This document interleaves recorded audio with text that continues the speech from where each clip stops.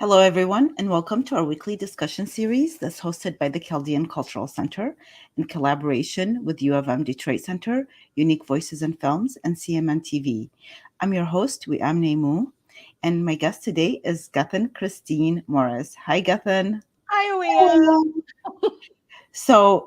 Gethen is talented in many ways, but she's also a friend of mine. And she has, for 27 years, been a musician with an emphasis in performance and composition. She professionally trained in percussion and voice through a variety of groups such as college band, choir, orchestra, symphony, jazz. She taught private music lessons and she started her own business, Gethen Christine Music, to publish her first feature film song titled Off This Ground, for the independent feature film Pomegranate. Currently, she focuses on composing sacred healing music designed to calm the nervous system, expand breath awareness, and uplift the spirit. Oh, that sounds so nice, Gethen. Don't we all need that, right? Yes. Thank you so much, William, for the introduction. And thank you for asking me to be a part of this very special show. So thank you to all of the groups involved. Thank you. And I invited you. I've been wanting to invite you for a while because you're a non-Chaldean who I Yes. think learned a great deal about our community through the feature film Pomegranate. Well, you learn about the Iraqi community in general through reading a lot of books, and Yes. I think sometimes this is the best way for us to know other cultures and interact with other cultures. A lot of times our work is involved with one organization with another educational formats. But Yeah. I think at the heart of everything is really getting to know people through more intimate relationships and friendships. So before I get into that, though, tell us a little bit about your background and how your music career began. Yes, thank you. I agree with everything you just said. And but as far as my music background goes, music has always been a part of my life from I was a very little girl playing piano by ear, and I had just a very natural take to it. And when I was 10, I started to study violin, and then it led me into keyboard and piano and drums and guitar and voice and so many other instruments, basically anything that I could get my hands on, except trumpets and flutes because I could just not get that down. But anyways, and I took that throughout all of my education. So no matter what my focus was in any school setting, I was wanting to perform and be a part and to be a part of any musical group I could be. So, as a solo artist or in all of the group settings, as I traveled around the country and in the many places that I visited and been, I am always seeking that opportunity to perform with others and to express myself through music as well. And that's basically how, I mean, it started. It's just part of who I am. And it only really took a back seat when I focused and shifted my focus into developing a foundation in my other passions. And then essentially it brought me full circle into sound healing and the science of music. And so it took a very much a deeper focus and intent with my career and how I could weave it into the healing that I want to bring out to the world. So, yeah. So, and by the way, you did all of this even after you got married. You have two young children, a 4-year-old and a 2-year-old. So you have your hands full, but you kept your commitment. And you have invested a lot in yourself. We met through the Lindsay Andrews School, and her teachings have been very transformational for both of us, as we Yes. have discussed so many times. And part of I think it's really interesting. I'm thinking many of her teachings, but the thing that's coming to mind right now is of being supportive um, towards one another as humans, and especially as for women to be supportive of each other. So this is how it felt, the relationship here when we were trying to launch Pomegranate, which is the first Iraqi American feature film. And it Yes. has to do with an Iraqi Muslim family living across the street of a Chaldean Christian Iraqi family, and the dynamics. And there was a lot of humor in that. But before you got to read the script, or actually when you first met me, had you heard anything about Chaldeans or known anything about Chaldeans before that? No, and it was embarrassing. I had never even heard the word. And when you said it a few times, I was like, okay, I have to try and figure out, first of all, what you were saying and how to spell it. I was going to Google it, but I could not figure it out. And I was like, I'm smart. I had no reference or frame of reference for that. So, Yeah, and I would not be surprised. We had not too long ago, I had read an article in National Geographic that basically considered our community dead. I think this was before 2014. Sadly enough, that the 2014, despite what happened with ISIS, but it also brought forth the community forward that while there's a Christian Iraqi community, the Chaldeans and the Assyrians that still exist, they speak the Aramaic language, and yes. all of this it seemed like we were part of history, but the dynamics that happened, whether it was through Lynn's school or my relationship with teachings with you, because I was your mentor for a while, quite a while. And I think the dynamics that happen is realizing how important our ancient teachings are. The deeper I look into the ancient teachings of ancient Mesopotamia, I realize like these are embedded in so many different cultures. Sometimes we think only certain cultures have that privilege of tapping into, and it really isn't. It's like this is available for all of us, but that's one of the things that through the school I was able to tap into. And then I appreciate the fact that I was able to share that with you as a non-Chaldean, Yeah. and you were very receptive and just a really great listener to kind of try to understand, because I sensed that you felt the value in that. Absolutely. And really, it is so important when you look at all of the world in preserving these cultures that we may have never heard of. We have no idea about their history, but they're there. They're not just in history, they're very much still present. And they want nothing but love and light for the world. And they don't want war and they don't want any conflict. And it is so important to learn of them through the awareness of conversations and friendships with other people from around the world, and to really preserve those cultures that ultimately are keeping and holding that peace, that sense of harmony, and that we can build more bridges between people who like the two worlds. I had no idea about Chaldeans. And at the same time that I was learning about that from you, my sister-in-law and brother-in-law were moving from back from Hawaii to Colorado. And then I learned my brother-in-law is Chaldean and his whole family. And he had a very similar story about being a refugee and having to flee from Iraq when he was a very young boy and with his family. And similar to yours, you were only 8 when you left Baghdad. And I learned very intimately, and I had no idea that Chaldeans were very much a part of my life now, because I definitely consider you family and he is family. Wow, this is such a small world, right? Yesterday, I had the honor to attend International Mother Language Day at Oakland University. We were a part of this event. It was such a beautiful event where people from different backgrounds talked about how it is to be part of an indigenous community or knowing other languages, and it really felt nice how they, because we come and we have a lot of issues, and we have a cultural shock, and also we feel as our language is not necessarily for our first language, and so but then they were emphasizing the importance of knowing so many several other languages. And anyways, by the end of it, I just felt, oh yeah, this is really cool that we know this much, and it's okay if we mess up at certain times.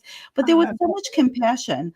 um, there was so much compassion, and I think this is what we find in a lot of people, that unfortunately, we discussed this as well. Sometimes, like the Western communities are given a bad rap, even though they try to create. I know that there are people that are prejudiced against that or stereotyped, but then all these beautiful people, such as what Oakland University did yesterday, that event, which was actually the third year, this is the first that we got involved.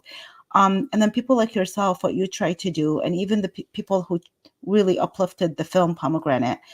Oh, These yeah. I mean, are Pomegranate, the story itself. I'm sorry. Yeah. yeah, but people try, that kind of compassion for indigenous people, for people who come from other cultures, really exists here, and this is how we are able to express and succeed in many ways. And then, so I was going to ask you that, you got involved with Pomegranate, but you started assisting early on, even before your music got involved or anything like that. And I wanted to know, what was the reason that you decided that you wanted to get involved, and how did you feel about the whole project as a whole? Oh my gosh. Thank you so much for all the many blessings that you brought into my life, and especially sharing the story of Pomegranate, because I know that this was a long time coming. This had been at least a decade in the making and editing, and it really came and derived from personal experiences, and it shone through like a beacon of light. I have never visited Baghdad or Iraq. I'm not Chaldean Muslim. I'm not an immigrant. I'm not Iraqi. And yet, this story was so profound and is so profound that I am able to relate with all of these characters, especially Niran, the main character, and then her great influence of Inhedwana and the deep poetry and the deep influence that she's had on humanity as a whole. And that being said, as soon as I read it, I was like, oh, this has to be out there for as many people to hear and see and be a part of as possible, because it is profoundly positive and humorous when it's defying all these cultural barriers and stereotypes, and it depicts the beautiful Iraqi and Chaldean community in such a positive and beautiful light. And that really spoke to me. And I felt like I was there visiting for like a while, being in Little Baghdad or Sterling Heights. I was like, wow, okay, I've been there. Yeah, I think you have. I think after all the conversations and all the work that you did energetically, visit Sterling Heights for sure. Yeah. I really appreciate you saying that. Like, I believe, and just I think many people, artists, of course, as a wordsmith, we believe that stories matter. They have an influence. Oh, yeah. Um, our stories have been depicted in mostly negative ways, Yes. and this was an opportunity to show something that had um, a lot of humor. The humor came just from a lot of heart. There was a lot Yeah. of heart and authenticity, but Yeah. there's also a lot of serious issues that in the Middle East we tend to look away from. And for me, this is why, unfortunately, some of the situations that get cycled over and over again continue because of us not looking at them, not facing some of our own, what we call darkness, some of our own issues. And I think that in this story, that's what we try to bring out. But Mhm. the fact that, yes, it is introducing a community to a large audience in a way that they've never seen before because we haven't been given that spotlight. Right. Um, and film media is so important. This And is it how takes you get a a story lot of made. courage. It's it takes a lot of courage to say these stories, and then it's what a way to, rather than destroying, to get for us to change the narrative about the Middle Eastern community, Iraqis, Chaldeans, whoever it is. What a way to change narratives through storytelling, through Yes. the pen, through a community. I mean, I can count the people that were involved in this film. Like, it's got to be at least 100 that put their finger on it to lift it up, right? Including yourself, of course. Yeah. Um, that to change that perspective. to try to change the narratives, to empower people through storytelling than it is to use destruction. And I was in a meeting with the other day with a group of women who, interestingly, when I was saying, yeah, this is so important, especially for Middle Eastern women, this story, and then they said, no, this was also for all women. And I thought, wow, it reminds me of that my first novel that I read was Gone with the Wind. I always tell I was 9 years old and I read Gone with the Wind, and I'm like, oh yeah, I can really relate to Scarlett. Like, here's this 9-year-old relating to a woman like twice her age, and also from a different world, speaks a different, different culture. But that's what storytelling does, is that you end up Yeah. feeling the humanity of what it is to be in that community, in that story. Oh, So yeah. and I thank you for helping move it forward, because as you know, I don't know how many scripts I forgot A the lot, 40 at least. oh no, but I'm saying, like, there's so many scripts that don't make it to film. There's like, Oh, I don't know how yeah. many thousands of yeah, and you're right, there was like 40 revisions. I forgot about that part. But there's like thousands of of scripts don't make it into a film. And I always say, I am grateful for the people. It takes community, it takes teamwork to make things happen, and you were part of that. So I really appreciate it. And Well, thank you. And just the heart of the humanity, I think that's why you had so many and you attracted so many amazing, incredible professionals to this project, because it does speak on the heart of humanity in such strong levels that all these people, and there were a lot of people from the Iraqi and Chaldean and Muslim communities involved, but then there were also a lot of non people that were not part of the community involved, and that they all loved it and believed in it so much. They're like, yes, this has to be out there in the world. And look at its success already, just touring films over across the country and the world. It's incredible, and it will be definitely seen and heard by millions, and I'm so honored to be part of it. thank you, thank you. And you know what? And it's that kind of energy. If we can continue moving forward, I think also understanding, like, we there are certain groups that are minorities that don't really have the type of platform that other minorities have, and I recognize that. And the team that was helping make this happen, they recognize that, and we said, look, we're a minority group that is not heard. We are a large minority group that just seems like we don't have that focus in a positive way, and there's always the negative that's just highlighted. But anyway, It's a catalyst for a it's a lot of minority and indigenous groups to come forward. so you've read quite a few books that also helped make you familiar with the community, and one which was the Oneida Man. And I also wrote that it was my conversation with my Native American friend. It was just such a special relationship, because friendships also with regards to Indigenous people is like different. We recognize that this world we're in is temporary, and when we make decisions and when we have conversations, we always look to the future. We remember our ancestors, and we remember that we want to leave something beautiful behind. Yeah. And when we, even in a conversation, what are we leaving behind? Why is this interview? Why are you putting your half hour of time, you know, away from your kids? I'm sure you have a billion and one things to do. Why did I invite you? And why are you here? And it is because the messages that we are sharing, we are putting, as you believe in this, I'm sure that it's like the sounds that we're putting into this earth, our interview, what's going out there, including like your music, is bringing a lot of healing. It's bringing a lot of shifting, making some shifts, regardless of how many people watch or don't watch. It's what we're putting out there, and we're putting something good to try to outweigh all those negative things, right? And doing Absolutely. something is better than nothing about that.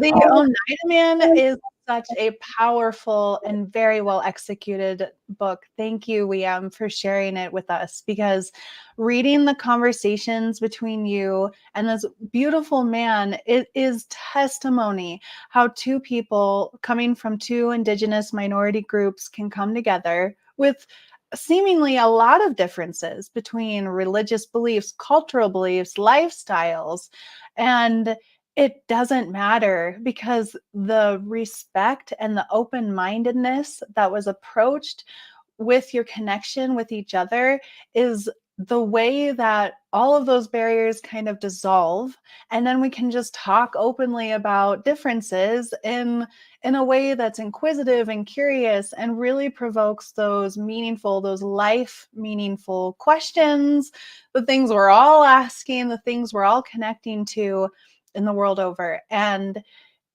there were a lot of similarities between the detriments of both cultures and the hardships that both the Chaldeans and the Native American tribes have endured, to where a lot of them are almost extinct. Some of them are definitely, and the efforts that it takes to preserve those cultures is absolutely what the Chaldean Cultural Center is doing, what you are doing by writing these stories and sharing these stories, and what the Oneida man was doing by having that friendship with you. And he recognized it too. And so that was, it's a very profound and moving book. Thank you.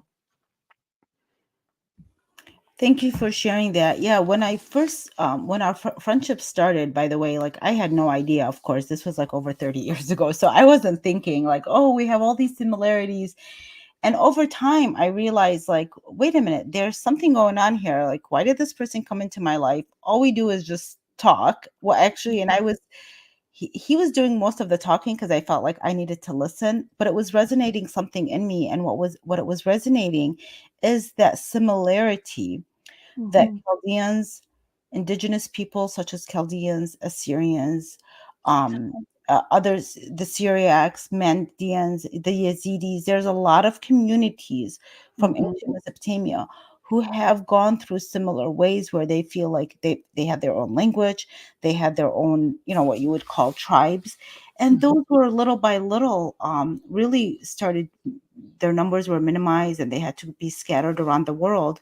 And yesterday at the event, at Oakland University event, I met with somebody from the Cherokee tribe, a young man who was also sharing his community stories. And Mm-hmm. when I went to his table, and I said, I had a teacher who was from the Cherokee tribe, Chip. He was from the Cherokee. He's since passed away. And I said, I'd love like for Native American Heritage Month to connect with you. We used to do that, this program where every month we were honoring a certain community. We've just been a little bit more busy this year because we're moving. We're moving. So it's hard to try to, I love that when every month we were doing that. So we're trying to get back into the swing of things. So I'm hoping to be, and he was interested. But I said, he was telling me about his community, and I'm telling you, it sounded exactly, if you were just to remove the word Cherokee or any other Native American tribe from that description, you would feel like you're talking about the Chaldeans, the Assyrians, and all these other indigenous groups. Mm-hmm. So I highly recommend for people to to get to know that I think we talked about this too, that there are so many other communities that are expressed in books and have had similar experiences if they want to tap into or learn about. But we also, one time, I love this conversation that we had, that at the end of the day, we all are somehow indigenous to some land. Like this is not special to any community. So yes, you're considered white, I guess. I mean, I'm That's right. considered white too. And so I mean, you would not know, we're not, but we all have that connection because the universe and the higher spirit encompasses all of us. You've Mhm. shared that with me. You've shared really words of wisdom with me before about that, and I wanted to see, the opportunity for you to express it yourself. Oh, Um, absolutely. when we come down to it, we're all human and we all come from somewhere other than this place. We all started from somewhere, and we can go really deep into it and we can say, yeah, we're really from the stars. And we can really, we're more than just these humans that identify with geographies and locations and cultures. We are spirit. We are definitely more than just the physical part of how we compartmentalize everything.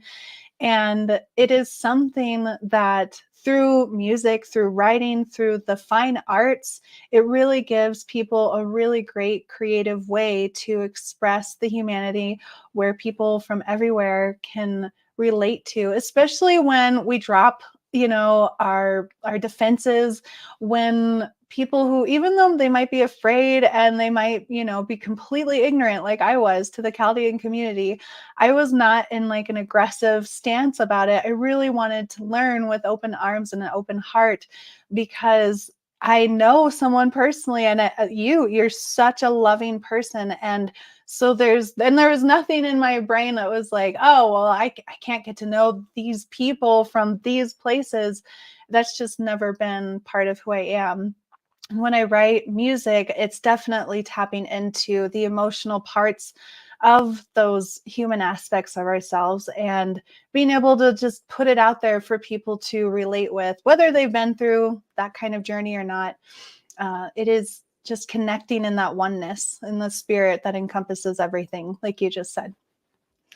And how do you juggle all of that, Gethin? I know you're very prolific in your work. You have a lot going on, including, I think, don't you also teach yoga or Like, you? yes, Yes, yeah, you have. I'm doing yoga, and I'm launching a retreat business.